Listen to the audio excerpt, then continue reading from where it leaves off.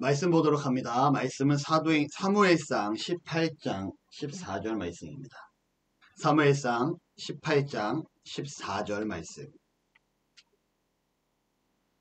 저와 여러분이 함께 읽도록 합니다. 시작. 다윗이 그의 모든 일을 지혜롭게 행하니라. 여호와께서 그와 함께 계시니라. 아멘. 제가 20살 때인 것 같습니다. 재수를 하면서 공부를 하다가 바람이 너무 쐬고 싶은 거예요. 군대 가기 전이기도 하죠. 그래서 청량리에서 속초행 기차 티켓을 끊고요. 혈혈단신으로 기차를 탑니다. 그리고 기차를 타고 가는데 제 옆자리에 부산에 살던 형인데 저보다 3살 많은 형이 앉아있게 되고요. 이 형이 계란을 까먹다가 저한테 계란 하나 드실래요? 아이 괜찮습니다. 아이고 같이 가는 길인데 뭐 같이 말동무나 하죠. 그래가지고 이 형님의 계란을 얻어먹고 이런저런 얘기를 하다가 그 형님하고 같이 이 형님도 여행 중이라 하는 얘기를 듣고 그럼 우리 같이 강원도 여행을 하자라는 얘기로 이 강원도를 돌게 됩니다. 그리고 속초로 계속해서 가게 되죠. 그리고 나서 이 속초에 도착하고 우리가 설악산에 가자라고 의견을 모은 후에 설악산에 도착하니 시간이 대략 한 10시 정도가 됩니다. 오전 10시에 우리 대청봉을 향하여 준비해 올라가기 시작을 하죠.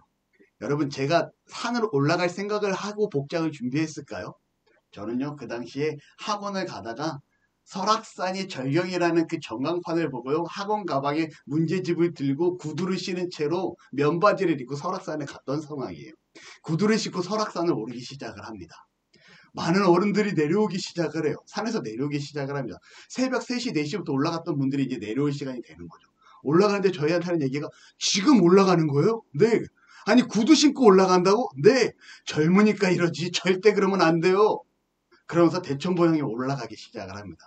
여러분 산이요 오른다는 게 이렇게 힘든지 몰랐어요.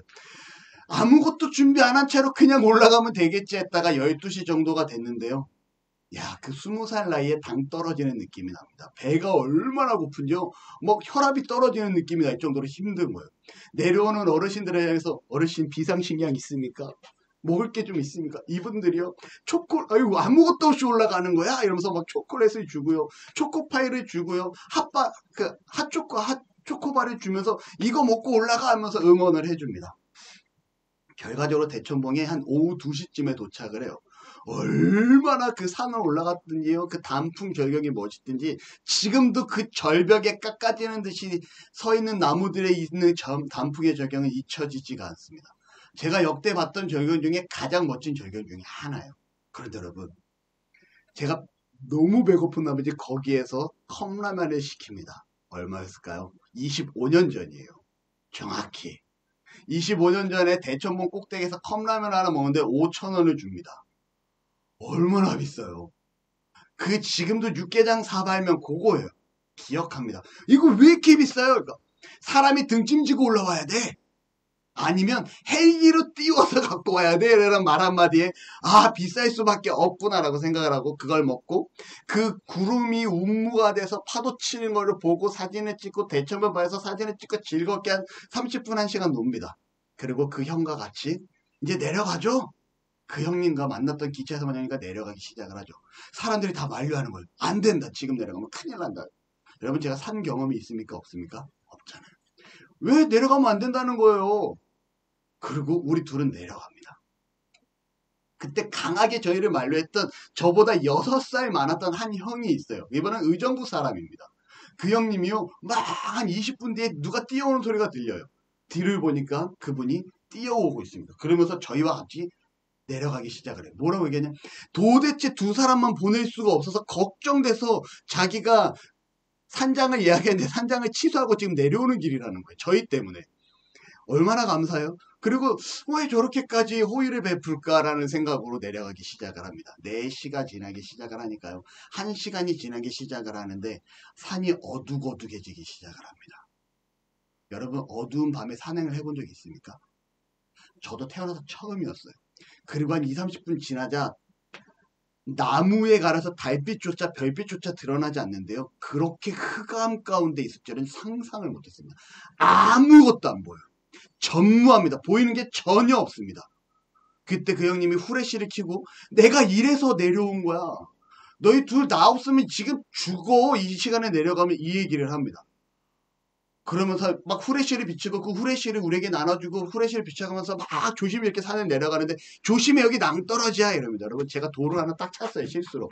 돌덩이가 떨어진대요. 땅 따당 땅땅 따당 땅 따다다당 끊이지를 않는 거예요. 얼마나 높은 낭떠러지인지. 여러분 제 간담이 어땠을까요? 서늘합니다. 여기 떨어지면 죽는구나. 그리고 그 후레쉬 불빛에 의지하여 그 형님이 인도하는 길로 조심조심 내려갑니다. 한 30분 더 갔을까요? 저희보다 앞서 내려갔던 고등학생 애들 2명이 있었어요. 살려주세요! 사람 살려! 소리가 엄청나게 들립니다. 그리고 그 소리 나는 쪽으로 저희가 가죠. 왜냐면 도와주려고. 저희들이 그 아이 2명이서 저희를 보는데요. 세상에 그렇게 기쁜 표정을 볼 수가 없어요. 드디어 우리가 살았다. 그리고 5명에서 산에 내려가기 시작을 합니다. 한 시간 정도 더 내려간 저 앞에서 지금은 스마트폰이니까 불빛이 후레쉬가 되잖아요. 그때는 옛날에는 일반 핸드폰입니다. 그러니 핸드폰 불빛이 플립을 열었다 젖혔다 불빛이 보였다 꺼졌다 하는 모습이 보여요. 거기를 갖다 웬 아저씨하고 아줌마가 조난을 당해가지고 거기로 가고 있는 거예요. 거기서 서가지고 이 아줌마는 완전히 자포자기해서 쓰러져 있고 이 아저씨가 어쩔 줄 몰라 전전긍긍하고 있습니다. 저희랑 같이 내려가시죠. 저희가 후레쉬가 있고요. 그나마 좀 세함이 있으니까 괜찮을 것 같습니다. 그러자 조난 신고를 했고 지금 구조대가 오고 있으니까 밑에서 혹시 구조대 보면 우리 위치만 가르쳐달라고 얘기를 합니다. 알겠다고 얘기하고 한 20분 내려가자 진짜 구조대가 올라와요. 마을 사람들로 맞고 이루어진 구조대입니다. 이 구조대가 올라오면서 혹시 아줌마 아저씨 못 봤어요? 한 20분 올라가면 저 어디쯤에 있어요. 아 고마워요. 그리고 저희는 오색야수터 쪽으로 내려오게 되죠. 여러분 제가 산에 다 내려왔을 때 제가 무슨 생각을 했는지 알아요? 저희를 위해서 산장을 포기하고 하루를 숙박하고 내려오기로 결심했던 그 26살 의정부에 살던 그 형님이 그렇게 고마울 수가 없는 거예요. 그 형님 아니었으면 제가 지금 그 당시에 어떠한 상황에 어떻게 됐을지 저도 살려주세요 하고 밤이 새도록 소리 지르고 있었을 수도 있습니다. 아니면 저도 조난 신고를 해서 누군가의 조난을 기다리고 있던 상황이 있지 않았을까라고 생각을 해요. 하지만 그 형님 덕분에 저는 무사히 그 산에 내려올 수 있었다라는 거죠. 여러분 중요한 건요. 제가 올라갈 때는 제 맘대로 기쁨으로 내 생각대로 올라갑니다. 내려올 때는요. 위기가 닥치자 제가 할 수 있는 일이 아무것도 없었다라는 거죠. 그 형님이 저를 도와주지 않았다면 저는 그 산에 내려올 수 없었습니다. 여러분 제가 이 말씀을 왜 드리냐면 우리의 삶도 마찬가지인 것 같아요. 내가 하고 싶은 대로 나아가고 내가 가고 싶은 대로 달려가고 내 생각대로 내 방법대로 내 느낌대로 내가 원하는 대로 갔다가 문제가 봉착합니다. 내가 할 수 있는 길이 없을 때 누가 내 옆에 계셔야 됩니까? 하나님이 우리 곁에 있어야 되는 거예요. 그때라도 우리는 돌아서면 됩니다. 하나님이 내가 네 곁에 있잖아 라고 깨닫게 했을 때 그 하나님과 동행하기만 하면 우리는 그 잘못된 길에서 다시 온전한 길로 나아갈 수 있다라는 거죠. 제가 만약에 우리를 도와주겠다고 왔던 그 형님은 필요 없어요 가세요 다시 올라가 나는 당신 필요 없어라고 했다라면 저는 위기 가운데 있었을 거예요. 그런데 여러분 하나님은요 여전히 우리와 함께 계시다는 거예요. 내가 내 갈 길을 간다고 할지라도 하나님은 그럼에도 불구하고 누구와 함께 계십니까? 나와 함께 계시는 하나님이심을 여러분 기억하시기를 바랍니다. 우리의 문제가 있을 때 위기가 있을 때 정말 세상 가운데서 낙심하고 자포자기하고 고민하고 고통하는 것이 아니라 나와 함께하고 계신 그 하나님을 기억하는 은혜가 있기를 축원합니다. 오늘 말씀에 보면요 다윗이 등장합니다. 다윗은요 성경에서 많은 부분에 하나님이 함께 계셨다라는 부분으로 기록이 하고 있어요. 그 중에 다윗과 골리앗이라는 그 전투에 대해서 함께 말씀을 좀 나누고자 합니다. 아버지 이새의 요청대로 형들의 안위를 확인하기 위해 전쟁터로 다윗이 나아갑니다. 그리고 그곳에서 이스라엘의 군대를 모욕하고 있는 블레셋의 장군 골리앗을 보게 되죠. 다윗은 그 골리앗 장군이 이스라엘의 군대를 모욕하는 모습으로 인해 상당히 분노하게 됩니다. 그리고 어떻게 하나님의 군대를 모욕할 수 있느냐라며 그에게 분노하며 나아가는 모습을 보여주게 되죠. 여러분 이것이 다윗의 신앙이었습니다. 다윗의 신앙은 무엇입니까? 하나님의 사람은 하나님의 사람으로서 당당해야 되고 담대해야 되고 세상에서 무시당하면 안 된다라는 살아계신 하나님의 사람이라는 확고한 신념과 믿음이 그의 삶의 주관이 있었다라는 거예요. 그런 하나님의 백성으로 생각하고 있는 이스라엘의 군대를 모욕하자 그는 분노했다라는 거죠. 너무나 많은 이스라엘의 군사들이요. 그리고 그들을 진두지휘하고 있는 사울왕조차 골리앗의 선전에 두려워하며 떨고 있는 상황을 봅니다. 개역개정판 성경에 보면 우리가 보는 성경에 보면 6규빗 손 한 뼘이라고 얘기합니다. 한 규빗이 대략 50cm니까 6규빗이면 3m고요. 손 한 뼘이 한 20cm니까 3m 20 정도 되는 키의 어마어마한 장수였어요. 정말 오늘날로도 진짜 엄청난 키의 장수입니다. 근데 여러분 70인경이나 또 다른 사본의 성경을 보면 4규빗이다 라고 기록이 돼요. 4규빗만 해도 얼마입니까? 2m가 넘는 거예요. 여러분 뭐 골리앗이 3m가 되었건 골리앗이 2m가 되었건 어쨌건 그 시기에 골리앗은요 어마어마하게 큰 사람이었다라는 겁니다. 이렇게 큰 사람의 이스라엘을 향한 도발은요 이스라엘의 군대를 두렵게 하고 떨리게 만들기에 충분했었다라는 거죠. 여러분 근데 한번 생각을 해볼까요? 골리앗도 이렇게 큰 사람이었지만 성경에 골리앗과 같이 크게 등장하는 또 한 사람이 있습니다. 누군지 아십니까? 일반적인 사람보다 머리가 하나 더 컸다라고 성경을 기록해요. 성주 3달란트 사울입니다. 사울왕이 처음에 등장시킬 때 그가 풍채가 훌륭하고 다른 사람보다 머리가 하나 더 큰 자였다라고 기록해요. 골리앗보단 작을지 모르지만 이스라엘을 진두지휘하고 이끌어갈 이 사울조차도요 결코 작지 아니한 장수 중에 하나였다라는 겁니다. 그런데 여러분 어떠한 모습입니까? 그는요 사울왕조차도 그 골리앗의 위험 앞에 두려워 떨고 있는 모습을 보여줍니다. 지휘자가 그렇게 두려워 떨자 그를 따르는 모든 군사들이 골리앗 앞에 두려워 떨고 있었다라는 거죠. 이 모습을 보면서 저는 무엇을 생각합니까? 성경은 우리에게 무엇을 얘기하고자 합니까? 하나님이 없는 자들의 모습을 보여줍니다. 하나님을 신뢰하고 있지 아니하는 자들의 모습을 보여주고 있다는 거죠. 오늘날 많은 그리스도인들이 하나님 앞에 살아갑니다. 나는 그리스도인입니다. 나는 하나님을 믿습니다. 나는 하나님을 신뢰합니다. 라고 얘기하지만 이것이 당연한 것이냐 얘기하지만 그러지 못한 모습의 삶을 너무나 많이 보여주고 있다는 거예요. 엊그제 영상을 하나 봅니다. 참 이 영상을 보는데요. 참 오늘날의 그 비춰지는 이 쇼츠라든가 릴스라든가 이런 SNS의 짧은 영상들이요. 정말 우리의 신앙을 더욱더 피폐하게 만드는 것 같아요. 때로는 그런 좋은 영상도 있는데요. 피폐한 영상도 너무나 많은 것 같습니다. 한 무당이 나옵니다. 이 무당이요. 나는 크리스찬이었지만 신내림을 받았다라고 얘기합니다. 크리스찬이었는데 자기는 아주 청년 시절에 열심히 신앙생활하던 크리스찬이었지만 지금은 신내림을 받아서 신을 섬기고 있다라고 얘기를 해요. 이걸 너무나 당연하듯이 얘기합니다. 하나님도 신이고 이 귀신도 신이다라는 식으로. 여러분, 우리 하나님은 유일하신 하나님이십니다. 절대 귀신에 비할 수 있는 분이 아니라는 거예요.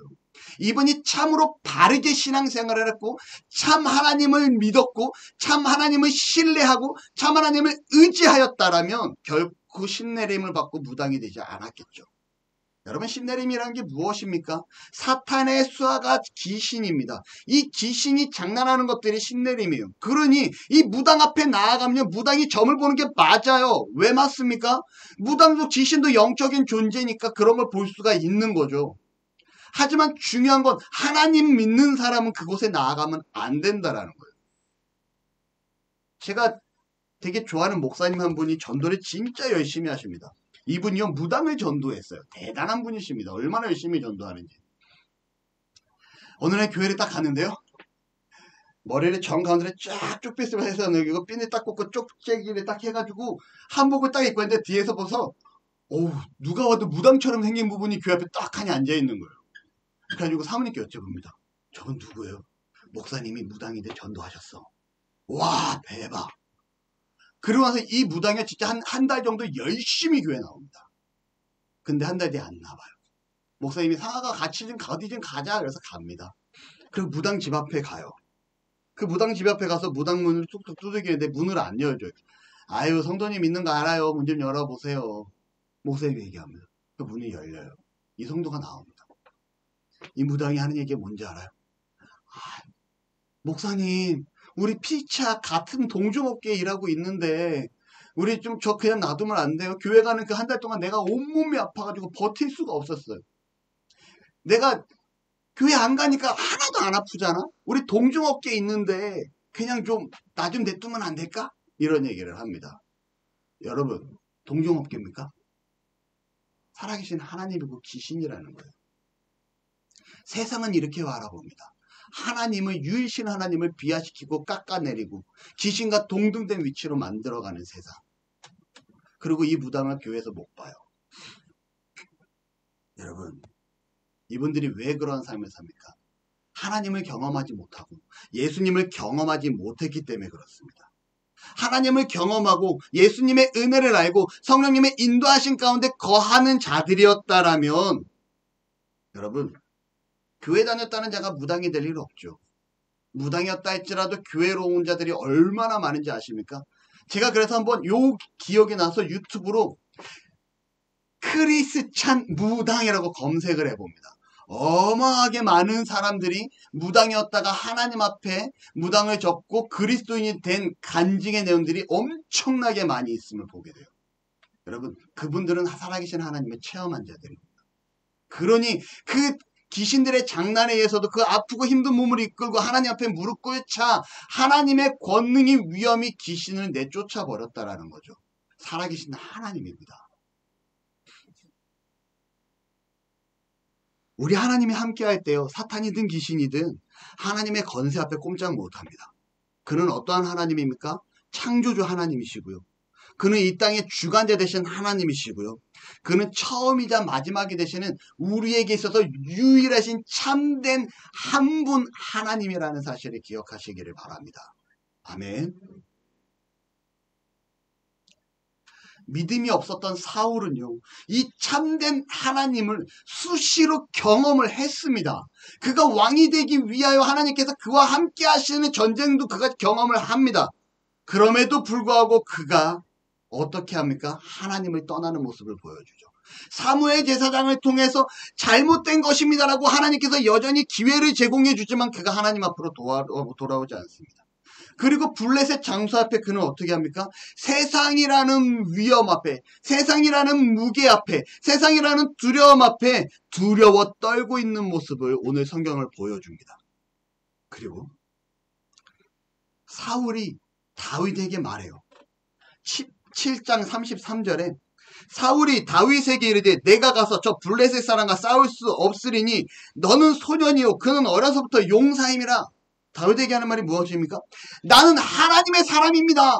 나는 하나님의 사람인데 하나님의 사람들은 모욕하는 이 블레셋의 저 수단을 가만히 둘 수 없습니다. 내가 저를 죽이겠습니다라는 그 청년 다윗을 보고 사울이 하는 말이, 그 믿음 충만한 다윗을 보고 사울이 하는 말이, 야 너는 기껏 소년이지만 저 사람은 어렸을 때부터 장수로 엄청난 용사였다.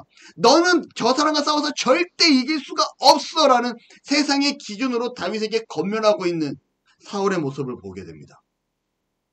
이때 다윗이 뭐라는지 아십니까? 이렇게 얘기합니다.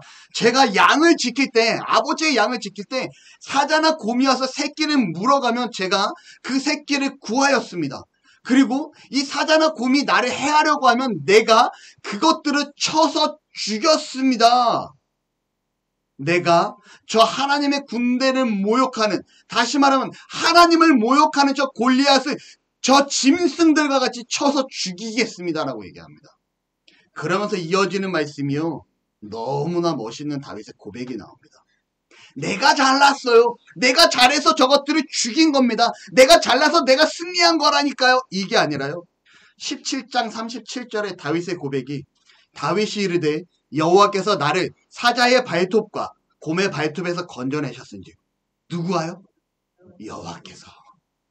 내가 저것들을 죽일 수 있었고 저것들에게서 양의 새끼를 구할 수 있었던 것은 하나님께서 나와 함께 계셨기 때문입니다. 라는 다윗의 고백입니다. 이어서 뭐라고 얘기합니까? 그러니 하나님께서 여지껏 나와 함께 하셨으니 이 블레셋 사람의 손에서도 하나님이 나를 건져내실 것입니다. 저 블레셋 사람에서 하나님께서 나를 승리하게 하실 것입니다. 라는 확고한 믿음의 신념을 보여주고 있다는 거죠. 멋있지 않습니까? 이건 다윗이기 때문에 가능한 일일까요? 아니요. 우리의 삶에도 이러한 믿음의 자세가 있기를 소망합니다. 이러한 신앙을 우리가 소유해야 돼요. 하나님과 함께하는 자의 삶의 태도가 이러한 겁니다. 여러분, 제가 양을 쳤는데요. 새끼를 물어가자 제가 아주 재치있게 물맷돌을 던져가지고 사자의 입에서 양의 새끼를 구했고요. 고맥에서 막대기를 휘둘러서 양의 새끼를 구했어요. 아, 제가 좀 능력이 좀 있나 봐요. 이게 아니라 하나님께서 함께 하셨습니다. 하나님께서 나의 삶 가운데 함께 하심으로 내가 저것들 가운데 아버지의 양떼를 지킬 수 있었습니다라는 다윗의 고백이라는 거죠. 우리는요, 우리의 삶이 때론 잘 되어지고 예상치 못하게 뭔가 잘 풀려가고 뭔가 기분 좋게 흘러갈 때 하나님을 바라보지 못할 때가 너무나 많아요. 내가 잘나서, 내가 좀 능력이 있어서, 내가 좀 실력이 있어서, 내가 좀 운때가 있어서 아니라는 거죠. 하나님을 기억하시기를 바랍니다. 내가 잘 되어지는 상황일수록 더더욱 하나님께 감사하며 기쁨으로 기도하며 영광 돌리는 은혜가 있기를 축원합니다. 그게 하나님과 동행하는 자의 삶이라는 거예요. 오늘 새벽에 있었던 일입니다, 여러분. 설교를 어느 정도 마무리를 해놓고 점검을 해놓고 잠이 듭니다. 잠을 자고 있는데 한 12시 반쯤에 머리맡에서 찡 소리가 들려요. 저도 모르게 이 시간에 이게 뭐지? 무슨 알람이지? 하고 핸드폰을 봤는데 문자가 옵니다. 제주도에 어제 입실한 고객이요. 사장님 문이 잠겨서 들어갈 수가 없어요. 라는 문자가 와요. 순간 머리가 깜깜해집니다. 아니 고객이 저희 펜션에 왔는데 문이 잠겨서 못 들어간다고요. 바로 전화를 하죠. 고객님 죄송한데 아까 집에 들어오지 않았었나요? 네, 집에 들어왔다가 또 나갔다가 놀다 지금 들어오는데 문이 잠겨서 안 들어가지네요. 창문 좀 열어보시겠어요? 창문이 다 잠겨 있는데요. 문을 한번 해보시겠어요? 안 되는데요. 죄송한데 제가 지금 육지에 있다 보니까 도와드리고 싶은데 해드릴 수 있는 방법이 없는데 제가 좀 요청하는 대로 좀 해줄 수 있겠습니까? 어떻게 해야 될까요? 혹시 9V 배터리를 가지고 도어락을 열어본 거 해본 적 있으세요? 아니요, 그거 모르는데요. 기다려보세요. 영상을 막 찾아가지고 9V 배터리로 긴급시 도어락을 여는 방법을 제가 카톡으로 해서 영상을 보내줍니다. 그리고 가까운 데 있는 편의점 위치를 링크를 찍어서 보내주죠. 편의점에 가서 9V 배터리를 사서 이걸 한번 찍어봐 주시죠. 이분이 한번 해볼게요. 정말 죄송합니다. 정말 죄송합니다. 그리고 이 늦은 밤에 이분들이 차 끌고 다시 나가서 전화가 옵니다. 사장님, 편의점이 문을 닫았는데요. 정말 그 옆에 300m 가면 CU 편의점이 있는데 한번 더 가보시겠어요? 사장님, 거기도 닫혔는데요. 여러분, 제가 할 수 있는 길은 뭐가 있을까요? 아무것도 없어요. 조심스럽게 저희 펜션을 청소해 주시는 분께 문자를 합니다.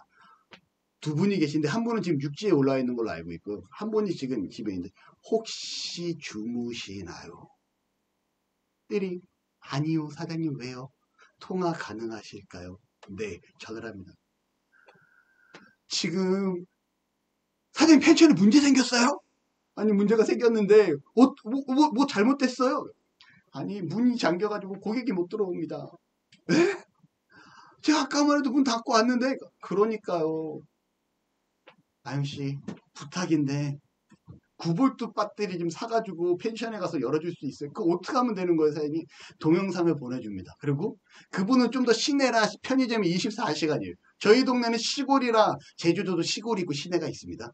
저희 집은 시골이라 9V 배터리를 파는 편의점 문을 다 받습니다. 전화가 와요. 이런 네모난 거 그거 맞죠? 맞아요. 그거 사서 가시면 돼요. 저희 집이 솔직히 사장님 가깝지 않아요. 한 3, 40분 걸려요. 아 그래요? 그래도 부탁드리겠습니다.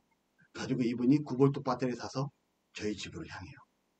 고객한테 전화합니다. 죄송합니다. 정말 죄송합니다. 이래도 안 되고 저래도 안 되고 제가 지금 다른 분한테 요청해서 배터리를 사서 가라고 했는데 2층에 올라가면 제 개인적인 공간입니다. 거기에서라도 잠시 30분만 쉬고 계시면 이분이 와서 열어주실 거예요. 좀 부탁할게요. 그래서 이분들이 일행이 저희 2층 제가 쉬는 저희 집으로 올라갑니다. 여러분, 그리고 한 3, 40분 돼서 1시 20분쯤에 CCTV를 보고 있죠. 계속 CCTV를 보고 있습니다. 그리고 차가 쫙 들어와요. 아유, 왔다. 그리고 9V 배터리를 갖고 문을 열더니 갑자기 핸드폰으로 띠리링 하고 문이 열렸습니다라는 메시지가 딱 와요. 제 와이파이로 연동된 저희 도어락이니까요. 얼마나 감사하게요. 이분들이 이게 못 들어갔으면 제 심정이 어땠을 것 같습니까? 미치죠. 갈 수도 없고 막 방법이 없는 상황에서. 그래서 다행히 이분들이 1층으로 내려와 자기네 계획된 숙소로 들어갑니다. 그리고 저희 문을 열어준 저희 청소를 도와주시는 분이 전화를 오죠. 사장님, 다행이에요. 고마워요. 진짜 고마워요. 그러면서 이런 얘기를. 제가 오늘 좀 하필 또 낮잠을 잤네요. 아, 그래요? 원래 제가 자고 있으면 못 듣거든요. 근데 낮잠을 해서 하필 또 오늘은 제가 깨어있었네요. 다행이었어요. 또 다른 한 분은 제주도에 없고 지금 육지에 가 있고 방법이 없는 상황에서 이분이 와, 그래도 진짜 제가 오늘 낮잠을 좀 자서 잠을 늦게 자는 바람에 이걸 해결할 수 있었네요. 아유, 문제없이 해결돼서 다행입니다 라는 얘기를 하고 고맙습니다 하고 전화를 끊습니다. 여러분, 제가 뭐라 할게요? 이때 하나님 감사합니다. 하나님 감사합니다. 누군가는요, 이 상황을 가지고 불평할 수 있습니다. 아, 왜 하필 그때 망가져가지고, 왜 하필 미리 점검이 안 돼가지고, 왜 하필 이런 상황이 나에게 오는 거야 라고 생각할 수 있지만 저는요, 그 상황이 닥쳤을 때 나와 함께 하신 하나님께서 저를 도와줄 그분이 낮잠을 재우시고 그 시간에 눈을 뜨고 있게 하신 그 환경과 상황에 인도하심에 하나님이 감사했다라는 거죠. 여러분, 내가 할 수 있는 일이 있었습니까? 제가 할 수 있는 상황이 되었습니까? 전무했어요. 제가 할 수 있는 건 누군가에 부탁하는 건데 그 부탁도 들어줘야 가능한 상황인데 하나님께서 그분을 마침 그 시간에 깨워놓게 했고 그분이 와서 기꺼이 그 일을 해결해주게 인도하셨다라는 것. 하나님이 하셨다라는 거죠. 그러니 제가 기뻐하지 아니할 수 없습니다. 그러니 제가 하나님께 감사하지 아니할 수 없다라는 거죠. 여러분, 다윗이요, 이러한 고백을 합니다. 아까 말씀드린 것처럼 그 고백이 뭡니까? 내가 양떼를 지키는 가운데 짐승들을 죽이고 이길 수 있었던 것은 하나님이 나와 함께 하셨기 때문입니다라는 고백을 기억하셔야 돼요. 이어서 여러분, 사울은요, 다윗에게 어떻게 행동하는지 아십니까? 그 고백을 들은 다윗에게 이렇게 얘기합니다. 다윗에게 이르되 가라, 여호와께서 너와 함께 하시기를 원하노라. 아니, 자기가 왕이에요. 여호와께서 너와 함께 하시길 원하노라가 아니라 그래, 내가 너의 말을 들어보니 내가 가야겠구나. 네 말을 들어보니 나도 살아계신 하나님 앞에 왕으로 세움받았는데 내가 저 골리앗과 싸워야겠구나. 그래, 내가 갈게. 내가 좀 깨달았어. 내가 좀 무능했구나. 내가 왕으로서 뭔가 좀 잘못 생각하고 있었구나. 야, 기다려. 널 통해서 내가 깨달았어. 내가 전쟁에 나아갈게 하는 게 사울의 본 모습이 되어야 됩니다. 그런데 그 사울이 뭐래요? 자신이 나아가야 되는 그 깨달음의 환경에 자신은 전혀 요동하지 아니하고 오히려 그래, 하나님이 너랑 좀 함께하길 바랄게, 이런 모습을 보여줍니다. 우리는 그런 신앙을 가지면 안 돼요. 누군가가 그래, 네가 하면 돼. 내가 못하니까 누군가 하겠지. 교회가 뭔가 열심히 일을 추진하려고 하는데 아유, 내가 못해도 누군가 집사가 하겠지, 누구 권사가 하겠지, 누구 장로가 하겠지, 누구 성도가 하겠지. 아니요, 하나님의 일은 내가 하는 겁니다. 누구 남에게 하나님이 널 도와줄 거야, 그래 네가 한번 해봐, 이게 아니라는 거죠. 그리고 다윗은 정말 하나님을 의지하여 골리앗 앞에 나아가게 됩니다. 골리앗이 기분이 무진장 상해요. 왜요? 장수가 나오는 게 아니라, 사울이라는 왕이 나오는 게 아니라 저 조그만 어린아이가 나옵니다. 골리앗의 눈에는요, 정말 보잘것없는 아이가 나와요. 그것도 무엇을 갖고 나옵니까? 짐승을 치는 막대기 하나와 물매를 들고 나옵니다. 어이가 없죠. 골리앗은요, 머리부터 발끝까지 투구한 모든 전신구를 착용하고 있고요. 그 앞에 사람보다 큰 방패를 들고 있는 그의 종이 방패로 그 앞에 막고 있습니다. 그리고 그는 칼과 창과 단창을 가지고 있는 어마어마한 장수인데 그 장수 앞에 막대기를 들고 나타나니 이 기분이 나쁠 수가 없죠. 골리앗이 다윗을 보고 자신들의 신의 이름을 가지고 다윗을 저주하고 너를 죽여서 들짐승의 먹이로 만들겠노라 라고 얘기합니다. 이때 다윗이 뭐라고 하는지 아십니까? 17장 45절 한번 같이 읽습니다. 제가 되게 좋아하는 말씀이고요. 제 삶의 모티브가 되는 말씀이기도 합니다. 17장 45절입니다. 함께 읽습니다. 시작. 너는 칼과 사무엘상 17장 45절입니다. 아닙니까? 아, 그 중간에 보면 나오지 않나요? 예. 함께 제가 지금 17장 45절 중간에요. 읽습니다. 시작. 너는 칼과 창과 단창으로 내게 나아오거니와 나는 만군의 여호와의 이름 곧 내가 모욕하는 이스라엘 군대의 하나님의 이름으로 내게 나아가노라. 여러분, 골리앗의 그 어마어마한 위엄과 그 무시무시함 앞에 다윗이 뭐라고 얘기합니까? 나는 네가 모욕했던 그 하나님의 이름으로 나아간다라고, 나는 하나님을 의지하며 나아간다라고 골리앗에게 선전포고하는 모습을 보여줍니다. 세상이라는 무대 위에서요, 절대 넘볼 수 없고 절대 이길 수 없고 정말 두려움 가운데 있을 수밖에 없는 공포와 위험과 문제들 앞에 다윗은 주눅들지 않습니다. 그는 하나님을 의지합니다. 저는 지금 상당히 두렵고 걱정이 돼요. 이 나라가 어떻게 되어질까? 정치적으로 여당과 야당이 의견이 전혀 좁혀지지 아니하는 시기입니다. 원래 서로 상반된 주장을 하는 건 맞아요. 여당과 야당이니까요. 하지만 의견을 조율하여 국민들을 위하여 좋은 방향과 정책을 펴야 되는 것이 그들의 역할입니다. 그런데 지금 그렇게 제 좁은 식견으로는요, 그들의 이런 조율이 전혀 보이지 않아요. 걱정이 됩니다. 대통령은 탄핵이라는 상황으로 지금 탄핵이 될지 안 될지 어떻게 될지 모르는 상황이에요. 그렇다 보니까 우리나라 경제도 정말 최악으로 치닫고 있는 상황을 보게 됩니다. 나라가 불안하고요. 정말 경제가 불안하고요. 정치가 불안한 이 나라를 보아봤을 때 불안하고 두려운 상황이라는 거죠. 하지만 그러한 가운데 저는 다윗을 본받으려고 합니다. 하나님께서 함께 하시기에 이 어려운 시기도 반드시 이겨낼 수 있다라는, 하나님께서 이 어렵고 힘든 일을 통하여 선하고 아름다운 길로 인도하실 것이라는 신뢰와 믿음을 가지고 나아가려 합니다. 이게 우리 안에 있어야 돼요. 여러분도 그러한 신앙을 갖기를 소망합니다. 다윗은요, 다시 골리앗 앞에 달려가면서 물맷돌을 던지게 되고요, 머리끝부터 발끝까지 무장하였던 이 골리앗의 그의 이마에 이 돌이 정통으로 맞고 그가 쓰러지게 됩니다. 이때 다윗은요, 골리앗에게 다가가 그의 칼을 빼어서 골리앗을 죽이고요, 그의 목을 자르는 모습을 보여주게 되죠. 다윗이 이렇게 할 수 있었던 근본적인 이유가 어디에 있을까요? 말씀을 한번 제가 불러드립니다. 17장 37절에 사울이 다윗에게 이르되 가라, 여호와께서 너와 함께 하시기를 원하노라. 18장 12절에 여호와께서 사울을 떠나 다윗과 함께 계심으로 사울이 그를 두려워한지라.